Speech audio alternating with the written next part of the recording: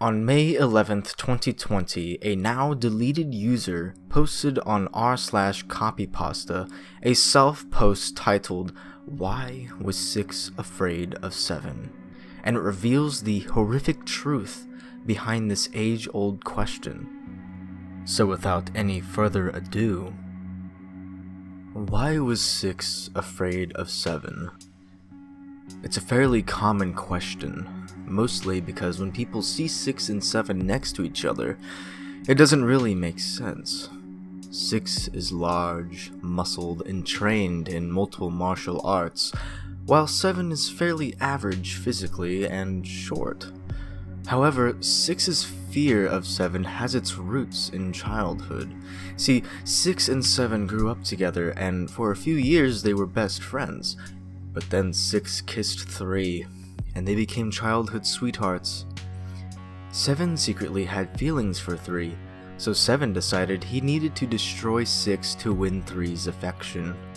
He started subtly, undermining 6 whenever possible with passive-aggressive comments and complissalts. But over time, things got much more insidious. 7 started messing with 6's performance in school, bringing down his grades and turning his teachers against him.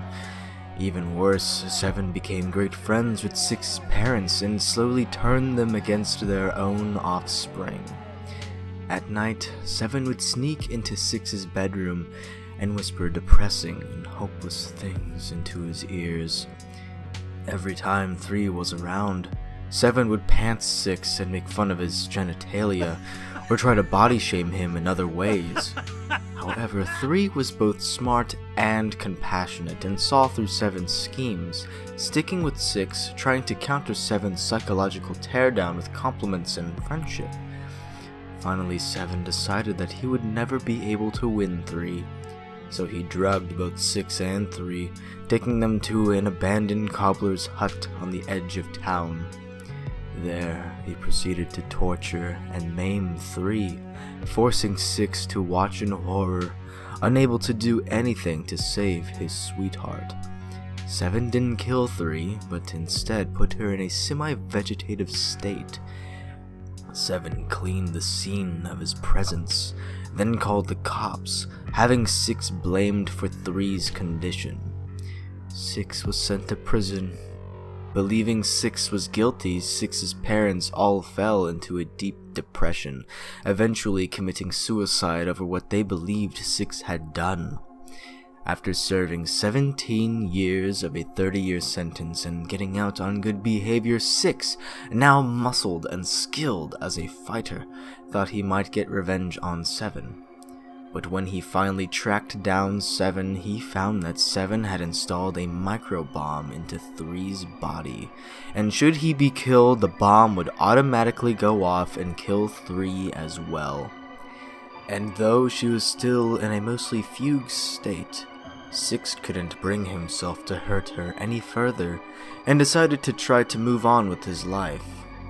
However, being an ex-con, it was difficult for him to get a job. 6 finally found employment at a diner, which 7 then bought and proceeded to again undermine and toy with 6 at every turn. 6 tried to find employment elsewhere, but 7 contacted any potential employer and soured them against 6.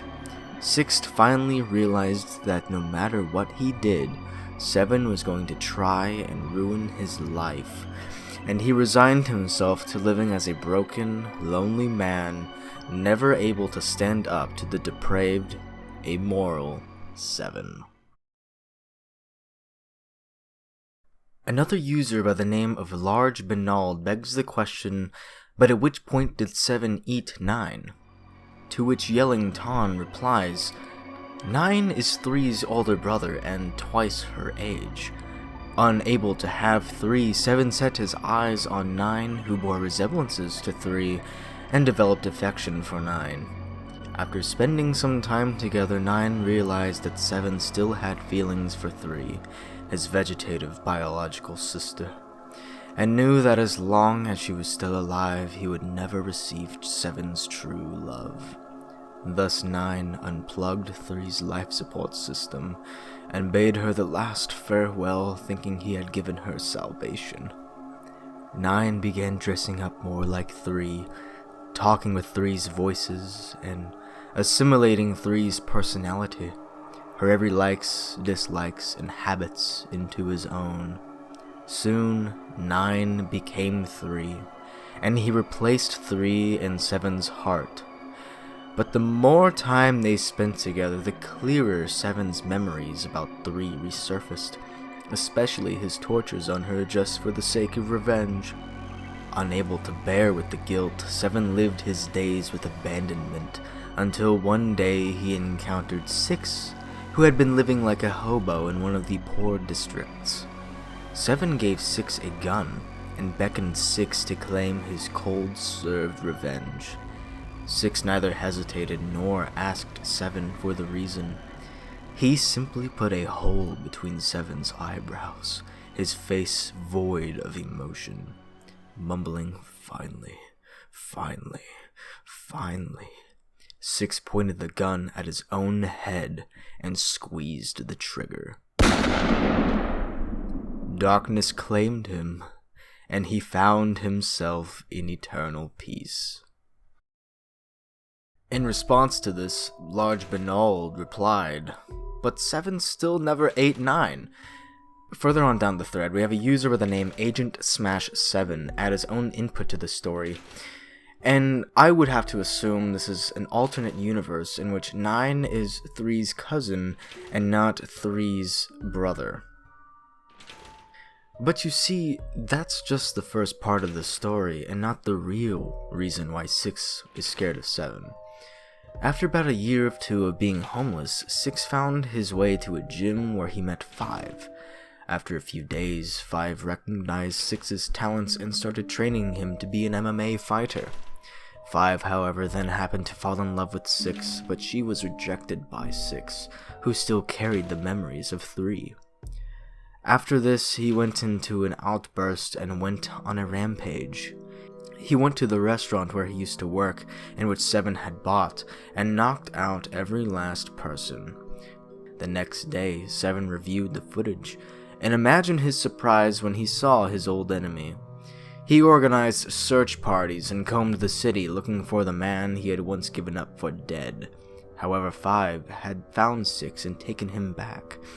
For about a month or two, they worked on 6's issues and his MMA skills. Finally, 6 began reciprocating 5's love, and they started a relationship. 6 then entered an MMA competition with 5 as his trainer. He quickly rose to the top, but alas, his fame once again brought him into the attention of 7. 7, who by now had poisoned every person related to 3 against 6, sent 9, 3's cousin, to kill 6.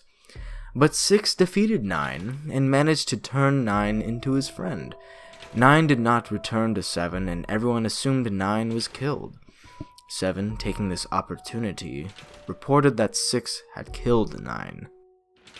The police issued a warrant for 6's arrest, but when they arrived at 6's house, he explained it all and showed that 9 was still alive. Accused of attempted murder, now 7 had to flee before the cops caught him. And that he did. For 2 months there was no sign of 7, and during those months 6 made peace with everyone. He was no longer scared of 7. He'd gotten his life back together, but alas, one day his bell rang, and he opened the door to meet 9. They started chatting, when with a howl a figure ran up from behind 9 and sunk its jaws into 9's neck. Blood spurted, but the figure continued to bite and chew at 9's spasming corpse. 6 stared into the figure's eyes and saw the hate that burned in the man that was 7. As 7 chewed in hateful glee, his eyes never left 6, staring into him. 6 stepped back as 7 advanced, leaving the jerking pile of flesh that was once 9. But then 5, who was returning from the shopping trip, attacked 7 from behind, knocking him out. 7 was taken to a mental ward soon after, but 6 was now terrified of that monster. 6 would grow older, and he also would become champion thrice. But when always asked about the one thing he was afraid of, he would always mutter, 7, 8, 9. Agent Smash 7 does answer the question of whether 7, 8, 9. However, being an alternate reality, it is not technically canon in our base universe. Regardless, it is evident that in all realities, 7 is a maniacal and manipulative digit, and he should not be trusted.